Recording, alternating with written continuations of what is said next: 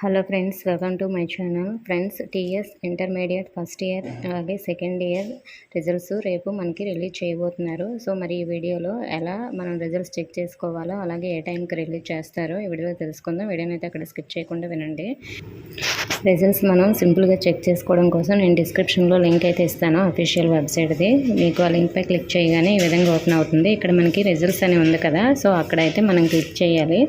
అక్కడ క్లిక్ చేయగానే మనకి ప్రస్తుతానికైతే ఇప్పుడు ఈ విధంగా అయితే ఓపెన్ అవుతుంది. సో రేపు రిజల్ట్స్ రిలీజ్ చేసే టైంకి అయితే మనకి అప్డేట్ అవుతుంది.